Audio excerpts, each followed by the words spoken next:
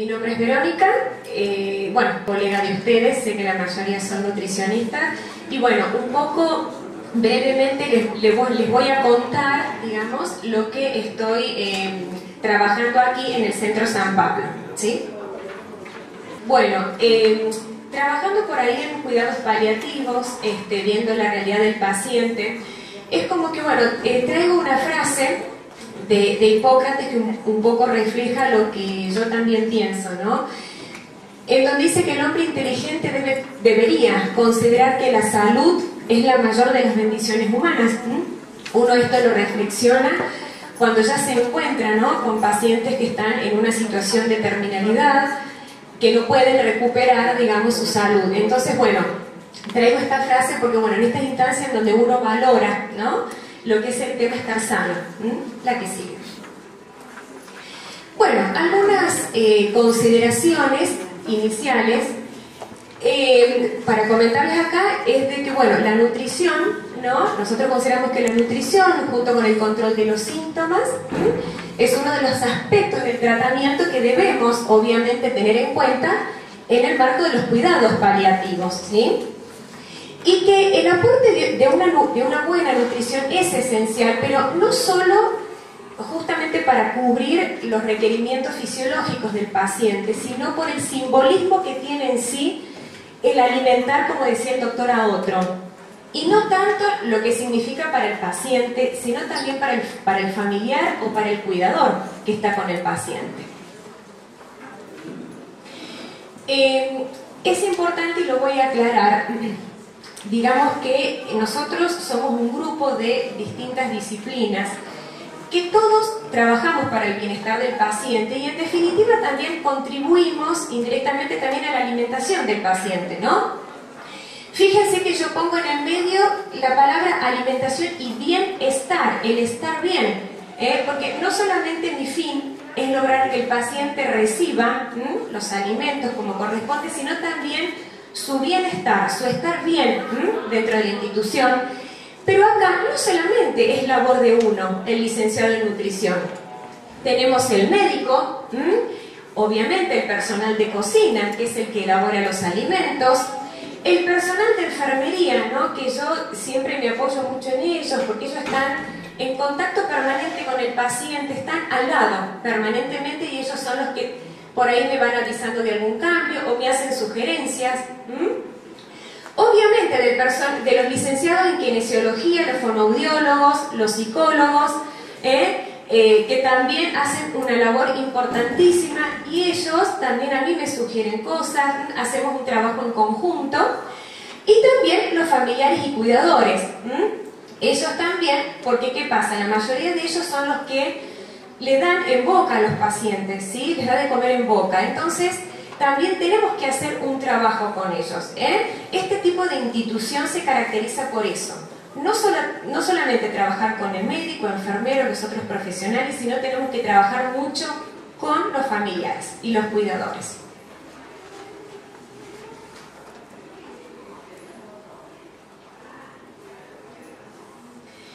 En líneas generales, yo planteé como objetivos nutricionales, ¿no?, con respecto al paciente en lo que son los cuidados paliativos, mantener el mejor estado nutricional posible, evitar o por ahí retrasar, si se quiere, el desarrollo de una malnutrición, aportar una ingesta proteica suficiente o adecuada, asegurar una hidratación correcta, trabajamos mucho con la cuestión de la hidratación también, evitar el estreñimiento, que generalmente se asocia a una hipoingesta, y también generalmente en el tratamiento del dolor, generalmente los opiáceos y otros generan un cuadro de estreñimiento, entonces también tenemos que trabajar sobre este tema. Facilitar la deglución, que a veces en muchos pacientes se va dificultando con el paso del tiempo. Conseguir la máxima autoalimentación también es un principio que trabajamos acá, siempre por eso también con ayuda de las kine, con ayuda de la fono, siempre se busca recuperar al paciente en su deglución y también que logre, digamos, aquel que al principio ingresa sin una autonomía para alimentarse, que con el tiempo logre independizarse, ¿sí? O que requiera la menos ayuda posible. Y la verdad que hubo muchos avances al respecto, hubo muchos pacientes que hicieron una evolución muy favorable, que me imagino que en algún momento, en las próximas jornadas, vamos a ver si se les puede mostrar este trabajo que se está haciendo institucionalmente. Hay hasta fotos tomadas, pacientes que ingresaron, por ejemplo, hay una paciente particular con sonda nasogástrica. El AFONO hizo muy buen trabajo, se terminó retirando la sonda, se alimentaba por sonda y tenía una traqueostomía. Se le retiró la sonda, se le cerró la tráquea y hoy Norma la tenemos sentada en una mesa alimentándose sola, ¿sí? Hasta de pronto me dice a mí qué quiere y qué no quiere comer. O sea, ella elige ahora lo que quiere comer y eso es muy importante.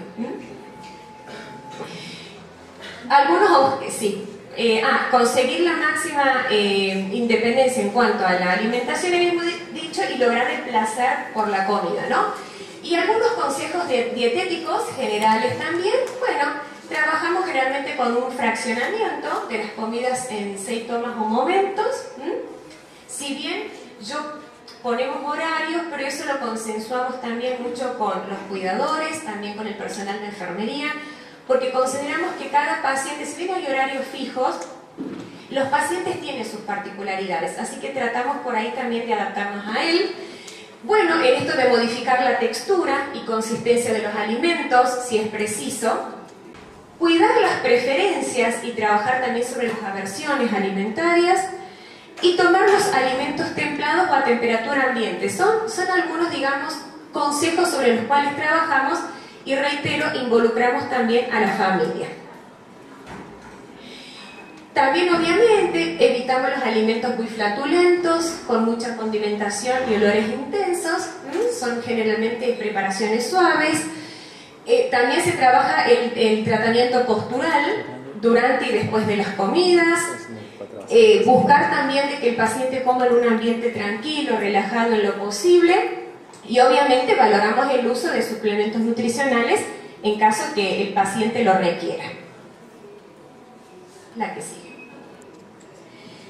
En líneas generales, como actividades del servicio de nutrición, son las siguientes. Sobre el paciente, ¿qué hacemos? Hacemos una valoración nutricional al ingreso.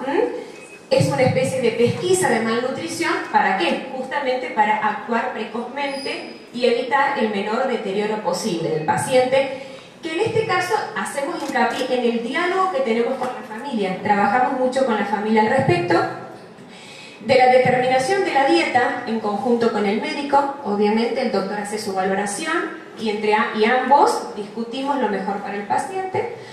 La evaluación del soporte nutricional más adecuado y obviamente su gestión a través de la obra social, porque sabemos que son productos costosos conseguirlos en el mercado, así que bueno, trabajamos en eso también, si consideramos que el paciente amerita consumirlo, y obviamente hacemos un seguimiento y un control del paciente y obviamente la evolución en las historias clínicas. Dentro de lo que es la valoración nutricional, hacemos lo que sería una anamnesis y exploración física, una historia dietética para ver los gustos, las preferencias, las tolerancias. Trabajamos con parámetros antropométricos, sobre todo en pacientes ambulatorios, aquellos que se les puede considerar el peso y la talla. Generalmente en el caso de pacientes postrados, más allá de un examen físico, también trabajamos con valores de laboratorio para ver si hay alguna malnutrición interna. Con datos bioquímicos, y trabajamos con la evaluación global subjetiva. Yo tengo los instrumentos acá, si después alguna colega desea verlo, yo se los comparto y les muestro el instrumento con el cual trabajo, ¿sí? Y bueno, y en la cocina trabajamos, en la elaboración de menú quincenal, vamos rotando con sus adecuaciones, obviamente, con la gestión de insumos. Ustedes como colegas sabrán que tenemos que estar en la gestión de toda clase de insumos. La capacitación al personal en servicio in situ, mientras van preparando los alimentos, cuando sirven. El mantenimiento de planillas de registros Y obviamente uno presta colaboración en el servido, ¿no? Porque por ahí a veces necesitan ayuda, entonces, y uno también al ayudar, ¿no? En este recorrido, mientras sirven, también, digamos, nos es útil para valorar si el paciente ha comido, si no y por qué. Lo vemos por el tema del tamaño de las raciones. ¿No? ¿Querés decir algo? Una acotación, me parece que es importante, en relación a la elaboración del menú. Tengamos presente lo siguiente: si en su casa no le gusta lo que le dan, mal se va a nutrir, ¿me explico? Y empieza un disgusto de estadía, y empieza un disgusto que se profundiza hasta en un disgusto existencial. ¿Para qué vivo así? No estoy donde quisiera estar, me trajeron donde no pedí que me llevaran, y arriba me dan de comer esto que no me gusta. ¿Me explico? Y de ahí todo lo negativo que empieza la mente a tomar para asociar en función de estos displaceres, que no son menores, ¿no? Entonces, este concepto, incluso hasta teniendo en cuenta la cultura del paciente y la fe del paciente. Y digo esto también, porque si viene un paciente judío y le quiero dar cerdo, ¿estoy contra su fe? ¿Me explico? Entonces, porque el cerdo es más barato y lo que sea, que la vaca, por ejemplo, ¿no? Entonces, o porque hicimos una fiesta y ese día él podría haber festejado también, pero no le agradó, él no participó integralmente de ese momento, por decirlo, ¿no? Entonces, estos detalles que parecen a veces culturalmente para la mayoría no los percibimos, no estamos tan pendientes, tenerlos en cuenta como sugerencia también, porque son alertas que ellos nos van convidando, ¿no? Nada más. En dietas completas, más o menos 17, y entre dieta y dietas modificadas en textura, blandas y semisólidas, en realidad son 16. Así que bueno, la verdad que nos supera el número de aquellos pacientes que están con dietas modificadas, que los que, digamos, se alimentan con dieta completa, que esto también es un desafío, ¿sí? Porque no solamente tenemos que trabajar sobre el gusto del paciente y lo que consideramos que es más adecuado, sino preparárselo de tal forma que el paciente lo pueda aceptar, lo pueda deglutir. Es un doble desafío también. Acá yo les traía algunos párrafos, quería comentarles respecto a lo que es la alimentación en cuidados paliativos, que un poco también sustenta nuestro modo de pensar, ¿no? ¿Qué quería comentarles respecto a la alimentación? Que a diferencia, ¿no?, de otros tratamientos médicos, la alimentación y la hidratación, que es lo que decíamos al principio, ¿no?, tienen en nuestra cultura un significado simbólico. Dar de comer, dar de beber es una acción humana significativa de respeto a la vida y de cuidado a nuestros semejantes, ¿sí? Por eso a veces cuando se toca la cuestión alimentaria, por decisión de que el paciente ya no puede alimentarse, es como que cuesta muchísimo y uno hasta se siente culpable, decir cómo le voy a suprimir la alimentación. Es como que fuera como lo último que se suprime, ¿no? Porque uno es como que se siente mal, sí.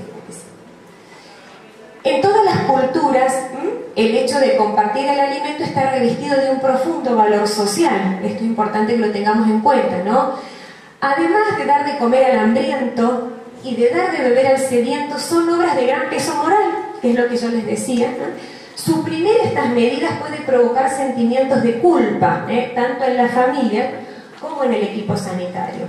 Nos ha pasado de estar en situaciones límites en donde debemos decidir, claro, o sea, la alimentación tenemos que ya dejarla de lado, ¿no? Porque no es lo primordial. No, en ese caso nos tuvimos que enfocar en hidratar al paciente, pero bueno, estas situaciones nos ha generado, ¿no?, como un conflicto interno en esto que les digo, ¿no?, lo que es llegar a suprimir la alimentación, la que sigue. Justamente en la fase paliativa de la enfermedad, en la que prima la calidad de vida restante, ¿no?, que le queda al paciente, la nutrición es posible, ¿no?, pero dependiendo de esa calidad de vida. Si me permite, voy a hacer una acotación allí. Sí. Aquí entra un discernimiento de equipo, y un discernimiento porque estamos frente a un dilema ético o bioético, ¿no? ¿Cuál es el momento oportuno? El kairos, de acuerdo a la lengua griega antigua, los griegos tienen, ustedes saben que hasta la Biblia se escribió en griego, ¿no? Entonces, los antiguos griegos tenían una manera de manifestar detalles de aquello que incluso había sido detallado. Entonces, por ejemplo, el kairos es el momento oportuno dentro de la misma oportunidad. ¿Me explico? O sea, por ejemplo, dentro de este momento, de esta hora, vamos a encontrar un momento oportuno, el mejor momento, digamos. Ese es el kairos, el momento oportuno, el más rico de todos, el mejor, ¿sí? Entonces, el kairos, para esta realidad, es el día a día, frente al paciente, es el día a día. ¿Qué es lo mejor para este paciente hoy, aquí y ahora? Esa es la pregunta de todos los días, de cada revista de sala. ¿Por qué?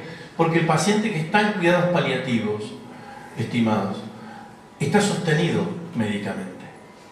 Quiere decir que va a explotar, por decirlo así, va a rendir lo mejor de sí hasta el último momento.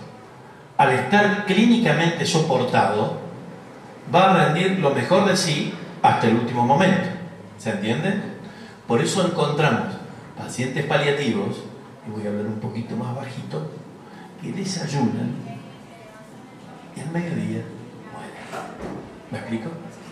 Entonces, esto es lo que nosotros tenemos que interpretar, aprender a interpretar juntos, en equipo, ¿no? ¿Cuál es el momento oportuno? Por allí, fíjense qué importante, y hace un rato le hacíamos mención, importante que es la realidad de la alimentación, ¿no? Que culturalmente para nosotros, claro, ¿no? Entonces, que venimos de una comunidad entre criollos, españoles e italianos, la gran mayoría, ¿sí? Comer, ustedes vayan a una mesa de las nuestras, ¿no es cierto?, de fin de semana, tiene que haber más y un poco más, ¿me explico? Y comen el primer plato, el segundo, no somos orientales, a mí se me nota más que a otros, que no soy oriental, ¿sí? Entonces, frente a esto, ¿no es cierto?, descubrir este momento oportuno y tener la capacidad para discernir de que quizá ya la alimentación no sea la clave del soporte entre las otras, que quizá el masaje y la fisioterapia ya tampoco. ¿Me explico? La hidratación es la clave de todo el soporte final, ¿no? ¿Por qué? Porque si ustedes me dejan a mí hoy, me llevan en un helicóptero y me dejan en un desierto a esta hora y me van a buscar mañana a la misma hora, lo primero que yo les voy a pedir, a pesar de que me gusta comer, va a ser agua. Agua, ¿sí? Entonces el sustento de soporte vital es el agua. Entonces, frente a la crisis última, cuando el paciente ya metabólicamente y desde el punto de vista de su homeostasis, de su equilibrio, ya está en crisis, por allí conviene también reflexionar y ver si la alimentación parenteral, lo que estamos dando, es oportuna, ¿sí? No, mientras pueda, siempre. Cuando ya se plantea la crisis, a sentarse a hablar. Y bueno, justamente lo que él nos decía, en las etapas finales de la vida, ¿no?, la mayoría de los pacientes únicamente requieren cantidades mínimas de aguas y alimentos. Y cuando ya no es alimento, agua, para reducir la sensación de sed y de hambre, ¿no? El aporte de pequeñas cantidades de líquido ayuda a evitar los estados confusionales secundarios, ¿no?, a una deshidratación. Esto es, la infusión de líquidos por vía subcutánea puede ser útil. De todas maneras, bueno, obviamente que siempre consideramos que, bueno, que el mantenimiento de un adecuado estado nutricional forma parte, obviamente, ¿no?, de un buen cuidado del paciente. Y bueno, acá cierro con una frase de Cicely Sander, que es la que comentaba recién el doctor, hablaba de ella. Y bueno, nada, agradecerles la presencia de ustedes. Quedo a disposición después por si aparte alguna colega desea hacerme alguna consulta extra, lo hablamos después, ¿sí? ¿Querés leerla? Le leo la frase, sí, dice: tú eres tú porque tú eres tú. tú eres importante hasta el último momento de tu vida. Por lo tanto, yo haré todo lo posible por aliviarte cada uno de tus síntomas, pero principalmente te ayudaré a que vivas hasta que mueras. Muchas gracias. Gracias.